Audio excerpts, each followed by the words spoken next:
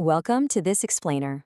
You know, if you've spent literally any time around AI development, you already know that things can go off the rails at lightning speed. But here's a fascinating, stark reality for you. AI products rarely fail because of one isolated bad code commit or a single algorithmic error. When they fail, it's almost always because risk and uncertainty were fundamentally mismanaged across the organization. Think about it. A machine learning model that is technically impressive but legally unshippable, fundamentally unsafe, or totally impossible for your team to support isn't actually a product at all. It's just a massive liability. Today, we're going to fix that.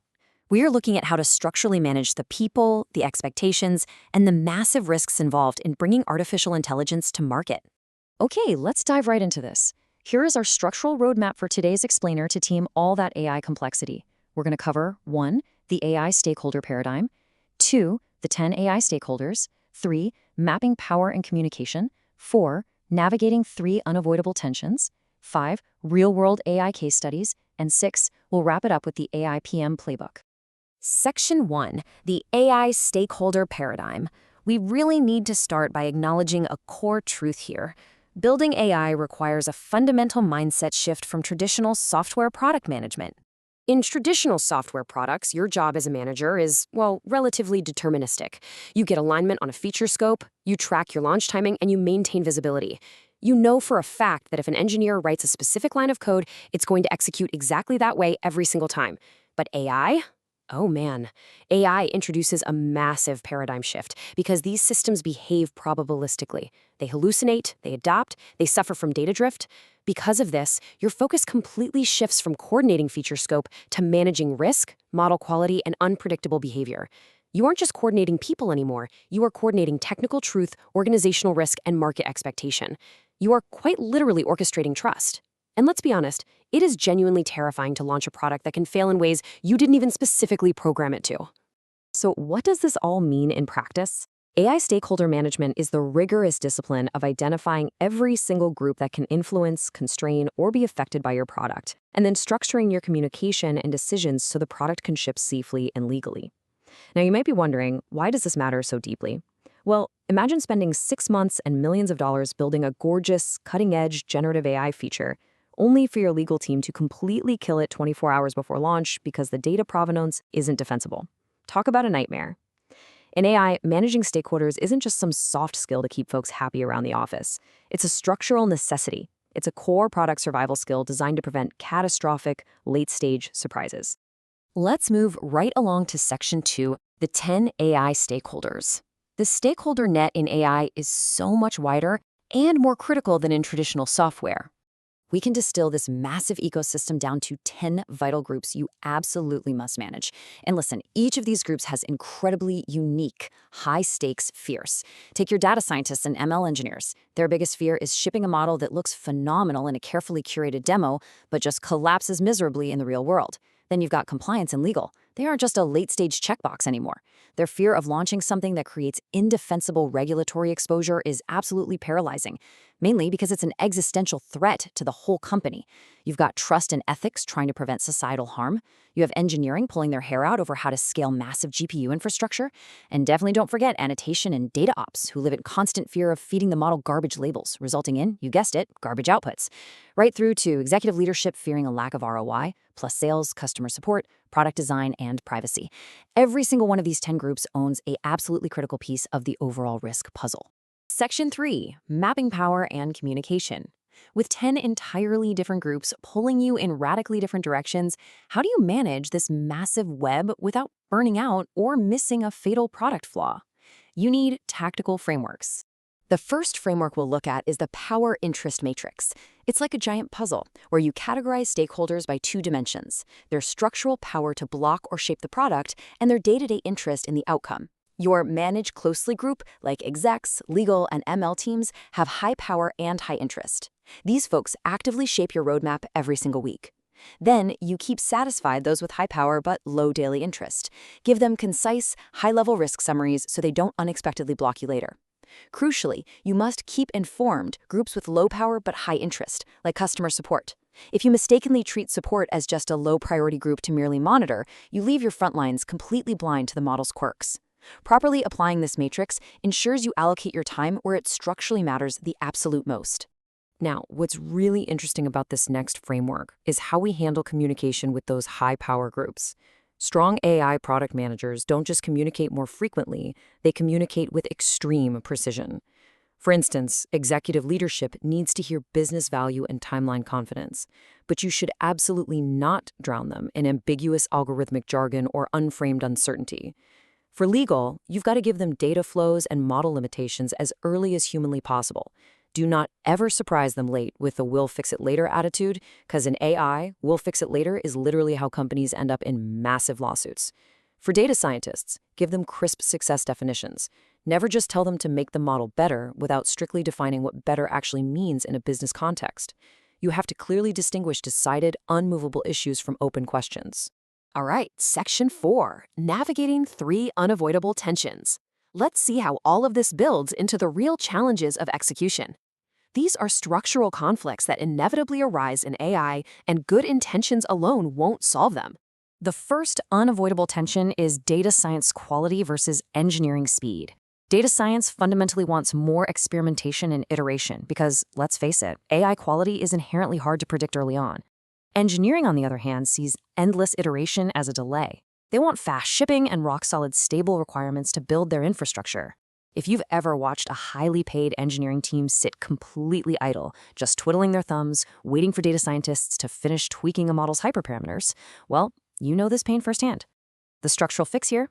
Implementing dual-track planning. You separate the workflows entirely. One track optimizes for model learning, unconstrained prototyping, and exploring the unknown math, while the other concurrent track focuses strictly on production hardening and building out the scalable pipelines. The second massive tension, compliance caution versus sales opportunity. Generative AI is commercially thrilling, often long before it is fully legally clean. Sales wants to capture that intense market demand immediately, while compliance wants to slow everything down to reduce exposure. I mean, eager sales teams are often ready to promise actual artificial general intelligence to a client just to close a massive Q3 deal. You absolutely cannot resolve this by just asking your sales team to self-police vague risks. You have to build a highly specific policy package. Give sales heavily vetted, approved demo scripts, explicit safe-to-sell boundaries, and pre-negotiated escalation paths. That way, when a client asks for a custom, risky feature, the sales rep knows exactly who to call instead of just blurting out yes. The third tension is quality versus timelines. Traditional tech companies absolutely love to ship on fixed calendar dates, but model behavior simply isn't deterministic. If your strict requirement is a hallucination rate under 5% and your model is stubbornly sitting at 15%, you can't just cross your fingers and launch on a Tuesday just because the marketing calendar says so. No way. The absolute necessity here is tying launch readiness to measurable product gates and model thresholds, rather than arbitrary dates. Now, I know it is a very tough pill for traditional organizations to swallow, but if the quality is below the threshold, you must actively reduce the launch scope or delay the rollout, rather than silently lowering your safety standards just to hit a deadline. Moving to Section 5, Real-World AI Case Studies. To really anchor these abstract matrices and operational tensions into reality, let's look at two major industry examples where stakeholder management made all the difference. Think about the highly publicized launch of Google Bard. This perfectly illustrates what happens when compliance, safety, and communication risk stakeholders are brought in too late in the cycle. If the product direction is already fiercely set before a deep risk review happens, public claims end up getting drafted around unvalidated capabilities. When reality hits and the model underperforms publicly, legal and policy teams are forced into incredibly painful, reactive damage control. It's a hard-learned lesson for sure. Late involvement in AI is astronomically expensive. Why? Because your product surface isn't just the compiled code. It is also your organization's public trust, your brand credibility, and your legal defensibility. And this brilliantly illustrates the flip side. Let's look at OpenAI's ChatGPT rollout. This shows exactly how to manage your low-power but high-interest stakeholders, specifically customer support. Customer-facing teams are your ultimate trust multipliers. If a user encounters a bizarre AI hallucination and the support agent is completely confused, user trust evaporates instantly. But ChatGPT equipped their teams with a clear list of known limitations, specific, pre-approved language to explain probabilistic behavior, and rapid escalation paths for harmful edge cases. Empowering them with honest, non-alarmist messaging changes the entire narrative from a broken product to a known limitation. Listen, if your support team is improvising explanations on the fly, your stakeholder management is fundamentally broken. Finally, Section 6, the AI PM Playbook. We've covered the paradigm, the players, the matrices, and those real-world tensions. Now let's bring all of this together into a clear, actionable execution plan. Here is your exact, chronological, step-by-step execution plan to run AI stakeholder management successfully without missing blind spots. Step 1. Identify all 10 distinct groups on day 1, not month 3. Step 2. Classify them rigorously using the power/interest matrix so you know exactly where to spend your energy. Step 3. Explicitly define each group's primary concern and their deepest fear. Step 4. Build a tailored communication cadence. You need to decide precisely who gets a deep technical dive and who just gets a high-level business summary. Step 5. Surface trade-offs early, long before they metastasize into massive structural conflicts. And Step 6. Create meticulous decision records. Document the rationale, the specific owner of the risk, and the underlying assumptions. When uncertainty inevitably strikes, that paper trail is going to be your ultimate shield. As you run this playbook, you absolutely must treat these common pitfalls as hard-learned warnings.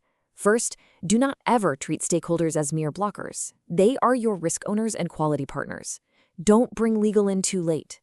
Never overpromise capabilities to your sales team just to build short-term momentum, because it causes absolute downstream disasters when the model can't actually deliver. Do not ignore customer support until the day of launch, leaving them to blindly inherit massive user confusion. And perhaps most importantly, do not try to manage structural, fundamental conflicts informally over a quick coffee chat. AI systems need crisp, documented goals and the very early integration of all your risk owners. I want to leave you with this final, provocative thoughts. Are you trying to resolve AI tensions with sheer persuasion or by building better structures around uncertainty? Throughout this explainer, we've seen that AI stakeholder management isn't just about making everyone happy with a smile and a good meeting. It is a highly specialized core structural skill. It dictates exactly how you handle probabilistic behavior, and ultimately, it determines if a massive market will actually trust what you build. Structuring your communication and framing the unknown isn't just about survival. It is your ultimate competitive advantage in the AI era.